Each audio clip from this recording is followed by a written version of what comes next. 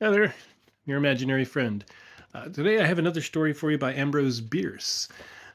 Now, as always, bear in mind that sometimes an author will have included something in their work that at the time of writing seemed fine to them. It's not always fine. This does have a little bit of gore in it, if you're sensitive to that. This is called The Damned Thing. Part 1. One does not always eat what is on the table. By the light of a tallow candle which had been placed on one end of a rough table, a man was reading something in a book. It was an old account book, greatly worn, and the writing was not apparently very legible, for the man sometimes held the page close to the flame of the candle to get a stronger light on it. The shadow of the book would then throw into obscurity half of the room, darkening a number of faces and figures, for besides the reader, 8 other men were present. 7 of them sat against the rough log walls, silent, motionless, and the room being small, not very far from the table. By extending an arm, any one of them could have touched the 8th man who lay on the table, face upward, partly covered by a sheet, his arms at his sides. He was dead. The man with the book was not reading aloud, and no one spoke. All seemed to be waiting for something to occur. The dead man only was without expectation. From the blank darkness outside came in, through the aperture that served for a window, all the ever unfamiliar noises of night in the wilderness, the long, nameless note of a distant coyote, the stilly pulsing thrill of tireless insects in trees, strange cries of night birds, so different from those of the birds of day, the drone of great blundering beetles, and all that mysterious chorus of small sounds that seems always to have been but half heard when they have suddenly ceased, as if conscious of an indiscretion. But nothing of all this was noted in that company. Its members were not overmuch addicted to idle interest in matters of no practical importance. That was obvious in every line of their rugged faces, obvious even in the dim light of the single candle. They were evidently men of the vicinity, farmers and woodsmen. The person reading was a trifle different. One would have said of him that he was of the world, worldly, albeit there was that in his attire which attested a certain fellowship with the organisms of his environment. His coat would hardly have passed muster in San Francisco. His footgear was not of urban origin, and the hat that lay by him on the floor, he was the only one uncovered, was such that if one had considered it as an article of mere personal adornment, he would have missed its meaning. In countenance, the man was rather prepossessing, with just a hint of sternness, though that he may have assumed or cultivated as appropriate to one in authority, for he was a coroner. It was by virtue of his office that he had possession of the book in which he was reading. It had been found among the dead man's effects, in his cabin, where the inquest was now taking place. When the coroner had finished reading, he put the book into his breast pocket. At that moment the door was pushed open and a young man entered. He, clearly, was not of mountain birth and breeding. He was clad as those who dwell in cities. His clothing was dusty, however, as from travel. He had, in fact, been riding hard to attend the inquest. The coroner nodded. No one else greeted him.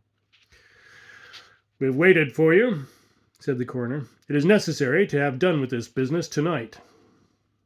The young man smiled. "I'm sorry to have kept you," he said.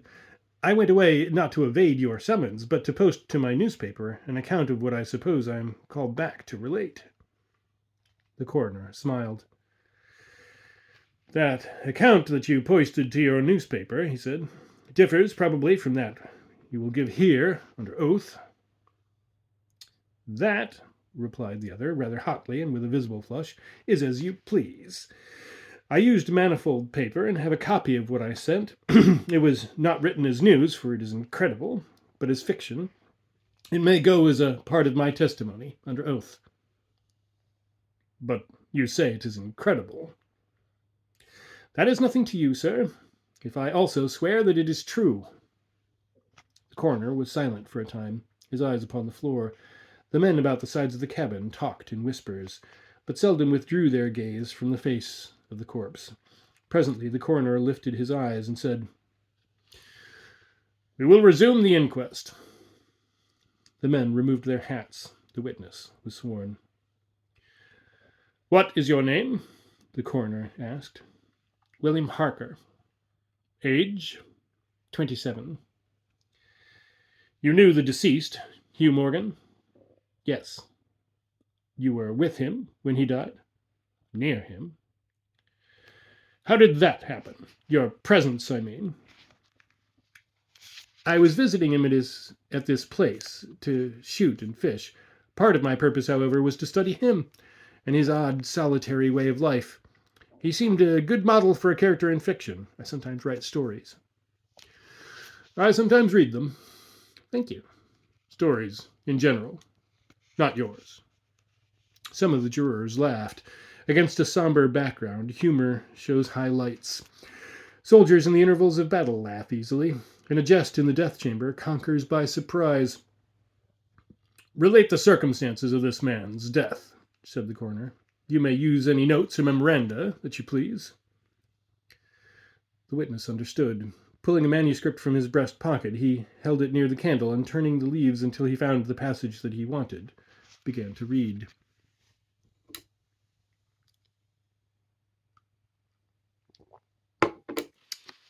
Part 2. What may happen in a field of wild oats. The sun had hardly risen when we left the house. We were looking for quail, each with a shotgun, but we had only one dog. Morgan said that our best ground was beyond a certain ridge that he pointed out, and we crossed it by a trail through the chaparral. At the other side was comparatively level ground, thickly covered with wild oats. As we emerged from the chaparral, Morgan was but a few yards in advance. Suddenly we heard at a little distance to our right, and partly in front, a noise as of some animal thrashing about in the bushes, which we could see were violently agitated. We've startled a deer, I said. I wish we'd brought a rifle. Morgan, who had stopped and was intently watching the agitated chaparral, said nothing, but had cocked both barrels of his gun and was holding it in readiness to aim. I thought him a trifle excited, which surprised me, for he had a reputation for exceptional coolness, even in moments of sudden and imminent peril. Oh, come, I said. You're not going to fill up a deer with quail shot, are you?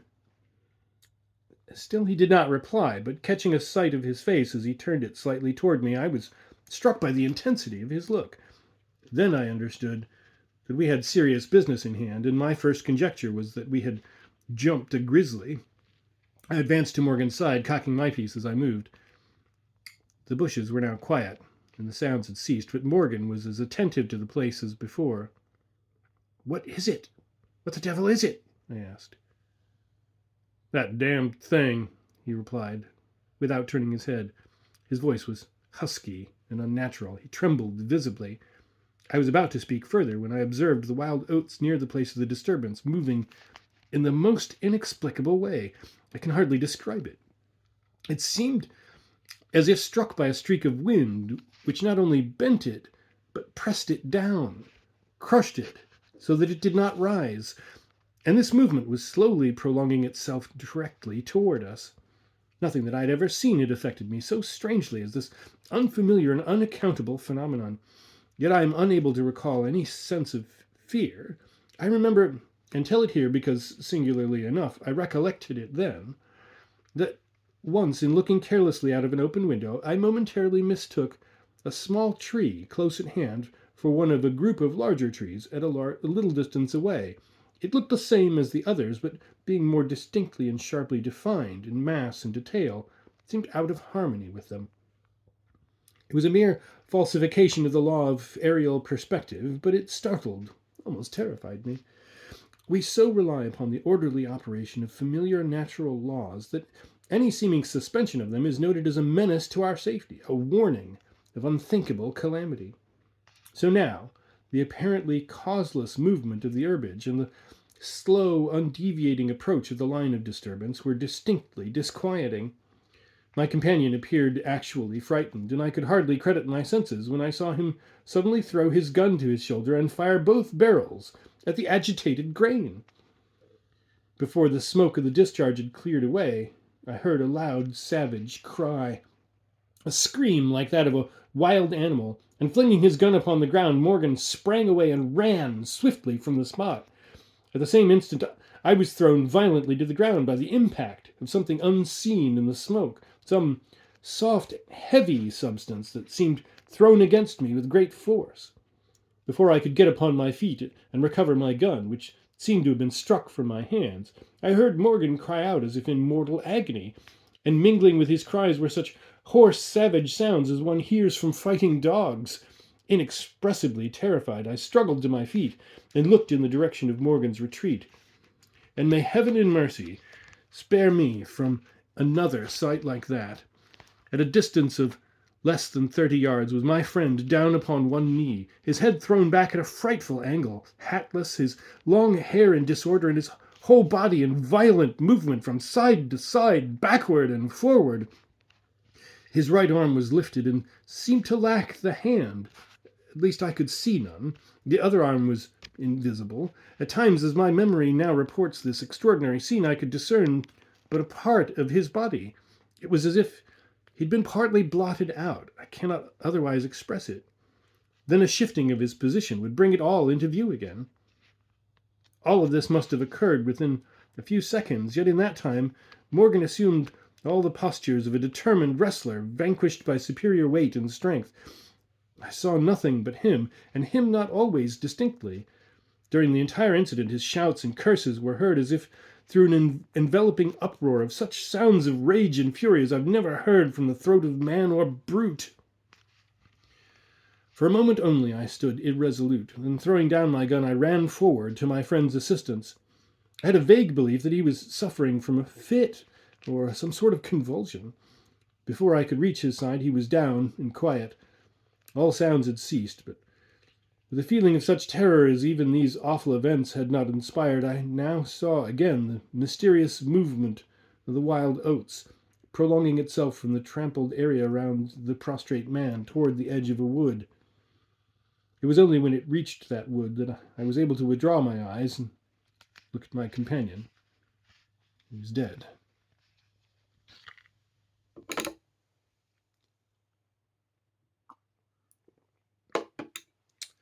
Part 3. A man, though naked, may be in rags. The coroner rose from his seat and stood beside the dead man. Lifting an edge of the sheet, he pulled it away, exposing the entire body, although naked and showing in the candlelight a clay-like yellow. Altogether naked, pardon me. It had, however, broad maculations of bluish black, obviously caused by extravasated blood from contusions.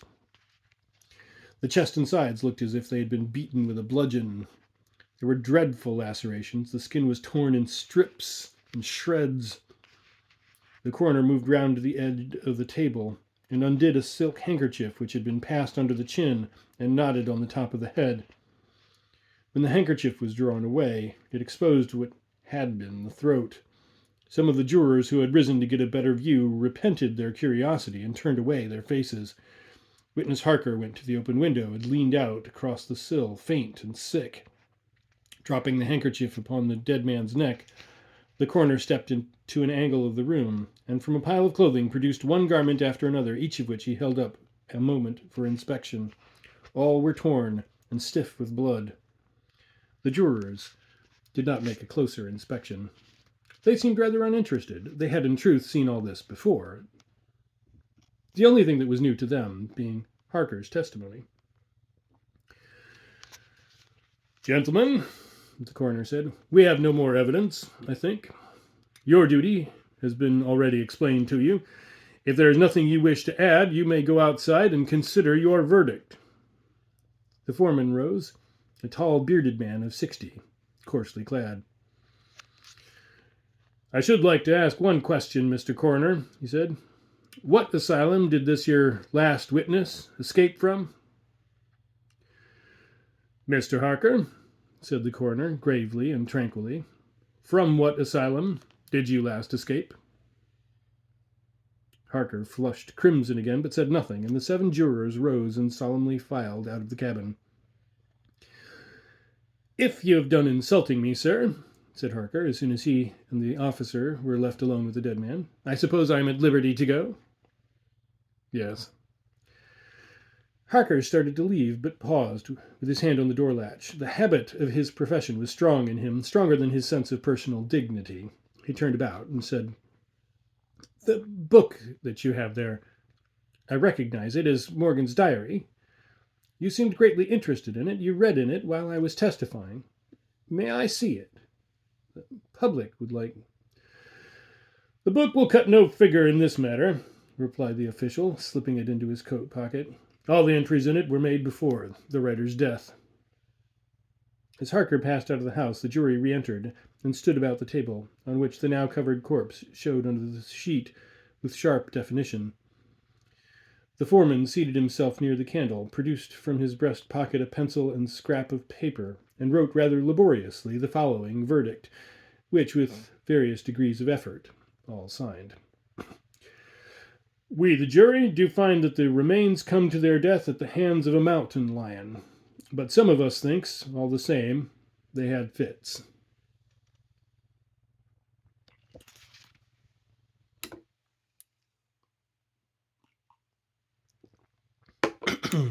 Part 4. An explanation from the tomb.